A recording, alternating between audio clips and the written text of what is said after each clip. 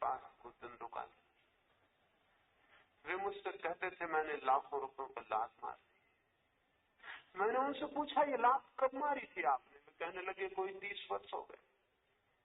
फिर मैंने उन्हें कहा आप नाराज ना हो तो मैं एक बात कहूं, और नाराज होने का इसलिए कह देता हूं क्योंकि सन्यासियों की नाराज होने की बड़ी पुरानी आदत है, बड़ी पुरानी परंपरा। अभिशाप दे सकते हैं, जन्म जन्म बिगाड़ सकते हैं। तो अगर नाराज न हो तो एक बात पूछूं, मेरा इतना कहते नाराज तो वे हो ही गए, लेकिन फिर भी उन्होंने कहा कहिए क्या कहते हैं। मैंने कहा 30 वर्ष पहले ये लात मारी थी आपने, तो लात ठीक से लग नहीं पाई, नहीं तो 30 वर्ष तक उसकी स्मृति, उसकी याद की कोई भी जरूरत नहीं। 30 वर्ष पहले आपका अहंकार कहता होगा लाखों रुपए हैं मेरे पास, मैं कुछ हूं, समबड़ी हूं। फिर आपने लात मार दी,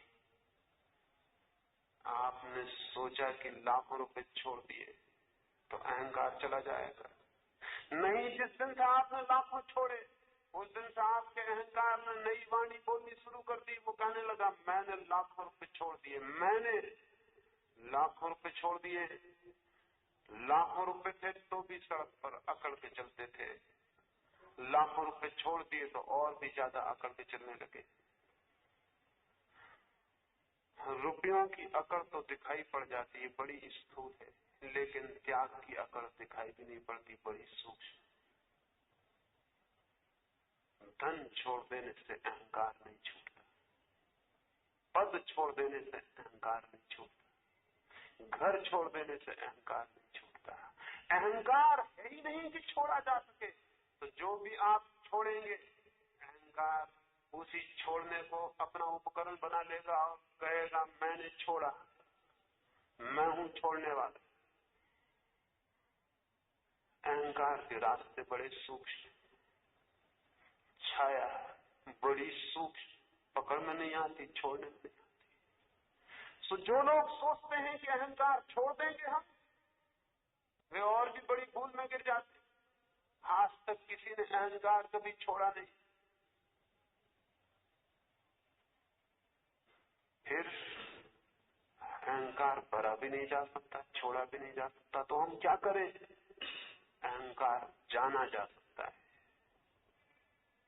अहंकार पहचाना जा सकता है, अहंकार की रिकॉग्निशन हो सकती है, अहंकार की प्रतिभिज्ञा हो सकती है, अहंकार का बोध हो सकता है, अहंकार के प्रति मैं जागरूक हो सकता हूं। और जो आदमी अहंकार के प्रति जागरूक हो जाता है उसका अहंकार विसर्जित हो जाता है। मनुष्य की निद्रा में अहंकार है, मनुष्य के जागरण में नहीं। जैसे ही कोई जाग के देखने की कोशिश करता है कहां है अहंकार, वैसे ही अहंकार हटने लगता है। जैसे एक गांव में एक घर था और उस घर में बड़ा अंधेरा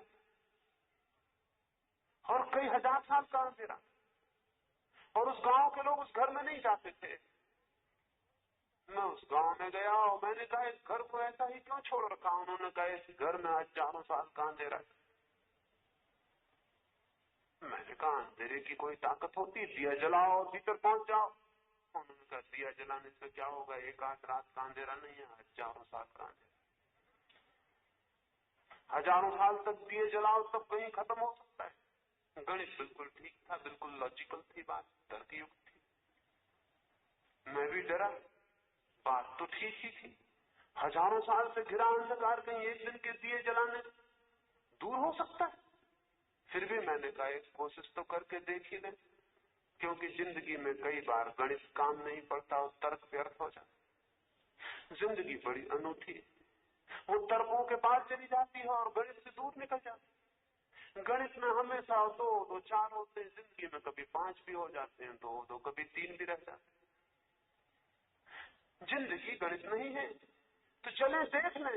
वे लोग राजी नहीं हुए, उन्होंने कहा जाने से फायदा क्या है, हम ही नहीं कह रहे हैं ये बात, हमारे बाप दादे भी यही कहते थे उस मकान में दिया मत जलाना, हजारों साल का अंधेरा। उनके बाप दादों ने भी यही कहा। और आप क्या बड़े परंपरा के विरोधी मालूम होते? आप शास्त्रों को नहीं मानते, बुजुर्गों को नहीं मानते, सब नासमझ थे। हमारे गांव में तो लिखा हुआ रखा है, उस घर में दिया मत जलाना, 1000 साल पुराना अंधेरा, वो मिट नहीं सकता। फिर भी मैंने उन्हें बमुश्किल राजी किया कि चलो देख तो लें, बहुत से बहुत तो यही होगा कि हम असफल होंगे। बमुश्किल पे जाने को राजी हुए। दिया जलाते ही वहां तो कोई भी अंधेरा नहीं था। फिर बहुत हैरान रह गए। उन्होंने कहा अंधेरा कहाँ गया? मैंने कहा दिया लो हाथ में और खोजो कि कहाँ है अंधेरा, और अगर किसी दिन मिल जाए तो मुझे खबर कर देना, मैं फिर तुम्हारे गांव में आ जाऊं।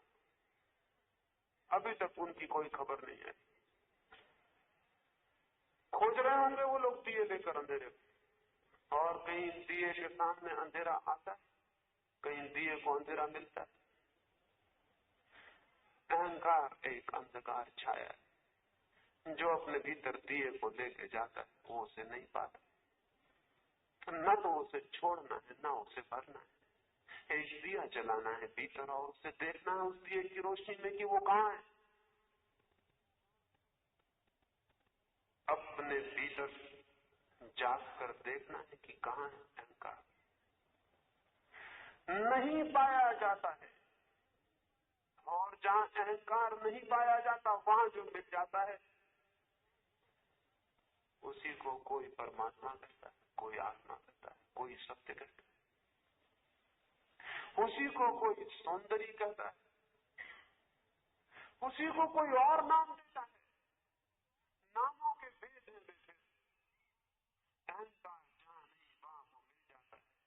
सबका प्राणों का प्राण है, जो प्यारों से प्यारा है, वो जो बिलवेड, वो जो प्रीतम है, वो उपलब्ध हो जाता है। लेकिन हम इससे बंधे हैं और इसी के साथ जीते और मरते हैं, इसलिए उसकी तरफ आंख नहीं जा पाती। इससे देखना जरूरी है, इससे छोड़ना जरूरी नहीं है, इससे भागना जरूरी नहीं है, इससे पहचानना जरूरी है। अहंकार को देखने की प्रक्रिया का नाम है ध्यान। अहंकार को देखने की प्रक्रिया का नाम है मेडिटेशन। कैसे हम देखें इसे कि जो हमें घेरे हुए और पकड़े हुए, क्या है रास्ता? कोई घड़ी, आधी घड़ी किसी मंदिर में बैठ जाने से ये नहीं देखा जा सकता। मंदिर में बैठने वालों का तो ये और भी मजबूत हो जाता है, क्योंकि उन्हें ख्याल होता है हम धार्मिक हैं, बाकी सारा जगत अधार्मिक। क्योंकि हम मंदिर आते हैं और हमारा स्वर्ग निश्चित है और बाकी सब नरक में सड़ेंगे। क्या आपको पता है, ईसाई मजहब ये मानता रहा है कि जो लोग संत पुरुष हैं, जो धार्मिक पुरुष हैं, वे लोग स्वर्ग के आनंद उठाएंगे, जो पापी हैं वे नरक में कष्ट भोगेंगे। और स्वर्ग में जो धार्मिक लोग जाएंगे उन्हें एक विशेष प्रकार के सुख की भी सुविधा रहेगी, और वो ये कि नरक में जो पापी कष्ट भोग रहे हैं उनको देखने का मजा भी वो ले सकेंगे। वहां से वो देख सकेंगे कि कितने पापी नरक में सड़ रहे हैं और कष्ट झेल। जिन लोगों ने ये ख्याल किया होगा, पुण्यात्माओं ने, धार्मिक लोगों ने, कि पापियों को कष्ट में और नरक के कड़ाहों में जलते हुए देखने का मजा भी हम लेंगे, वे कैसे लोग रहे होंगे, इसे आप भली भांति सोच सकते हैं। और ये कोई ईसाइयत का सवाल नहीं है। दुनिया के सारे धर्म और दुनिया के सारे तथाकथित धार्मिक लोग, इस सो कॉल्ड रिलीजियस जो है, इन सारे लोगों ने अपने को स्वर्ग में ले जाने का, दूसरों को नरक में डालने की पूरी योजना और व्यवस्था कर रखी, क्योंकि वो ये कह सकते हैं भगवान को कि मैं रोज तुम्हारे नाम पर माला फेरता था और इस आदमी ने माला नहीं फेरी, इसको डालो कढ़ाई में। मैं रोज मंदिर आता था, एक भी दिन नहीं चूका, सर्दी पड़ती थी तब भी आता था, धूप पड़ती थी तब भी आता था। ये आदमी कभी मंदिर में नहीं दिखाई पड़ा, डालो इसको कढ़ाई। मैं रोज गीता पढ़ता था, कुरान पढ़ता था, बाइबल पढ़ता था, रोज तुम्हारे भजन कीर्तन करता था, व्यर्थ गए वो सब। मुझे बिठाओ स्वर्ग में लेकिन मुझे मजा अकेले इतने से नहीं आएगा कि मैं स्वर्ग में बैठ जाऊं। उन सब लोगों को जो मेरे पड़ोस में रहते थे बिना नरक में डाले कोई आनंद उपलब्ध नहीं हो सकता। उन सबको डालो नरक। जर्मन कवि था हेन। हेन ने एक कविता लिखी है। उस कविता में लिखा है कि एक रात भगवान ने मुझसे पूछा कि तू चाहता क्या है जिससे तू खुश हो जाए। तो मैंने कहा एक बहुत बड़ा मकान चाहता हूं जैसा गांव में दूसरा ना हो। भगवान ने कहा ठीक ये हो जाए। और क्या चाहता है? एक बहुत शानदार बगीचा चाहता हूं जैसा पृथ्वी पर ना हो। भगवान ने कहा ठीक ये भी हो जाए। और क्या चाहता है? मैं जो भी सुख जिस क्षण चाहूं उसी वक्त मुझे मिल जाए। भगवान ने कहा ये भी हो जाएगा। और क्या चाहता है? हेन ने कहा अगर आप मानते ही नहीं और मेरे दिल की मुराद पूरी ही करना चाहते तो एक काम और कर दें। मेरे बगीचे के दरख्त जो हों मेरे पड़ोसी उन दरख्तों से लटके रहे तो मुझे पूरा आनंद उपलब्ध हो जाए। मेरे पड़ोसी दरख्तों से लटके रहे तो मुझे पूरा आनंद उपलब्ध हो जाए। अगर आप मानते ही नहीं हो मेरे दिल की आखिरी ख्वाहिश पूरी करना चाहते तो इतना और कर दें कि मेरे सारे पड़ोसी दरख्तों से हैंग कर दिए जाएं, गर्दनों से लटके रहे। नींद खुल गई हेन की और उसने बाद में लिखा कि मैं बहुत घबराया कि मेरे भीतर भी कैसी कैसी कामना। लेकिन अगर आप धार्मिक आदमियों के मन में खोजेंगे तो सबके मन में ये कामना है कि पड़ोसी नरक में चले जाएं और हम स्वर्ग में पहुंच जाएं। उस स्वर्ग के जाने के लिए सारा आयोजन करते हैं। मंदिर में बैठने वाला अहंकार से मुक्त नहीं होता। स्वर्ग में जाने की कामना रखने वाला अहंकारी ही है। मुझे परमात्मा मिल जाए, मैं परमात्मा को भी पजेस्ट कर लूं, वो मेरी संपत्ति बन जाए, ये भी अहंकार की ही दौड़। फिर कैसे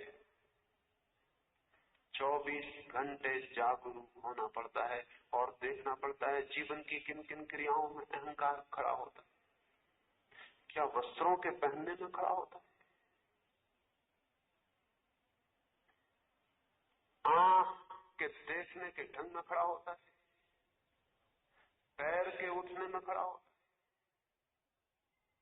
बोलने में खड़ा होता है कि चुप रह जाने में खड़ा होता है?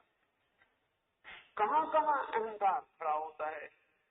किन किन जगह से सिर उठाता है?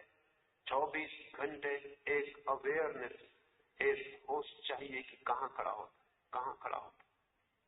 24 घंटे खोजबीन चाहिए दिया लेकर कि अहंकार कहां खड़ा होता है, कैसे खड़ा होता है, क्या है उसकी प्रोसेस, उसके खड़े होने की प्रक्रिया क्या है, कैसे निर्मित होता है भीतर, कैसे संगठित होता है, क्या है मार्ग उसके बन जाने का।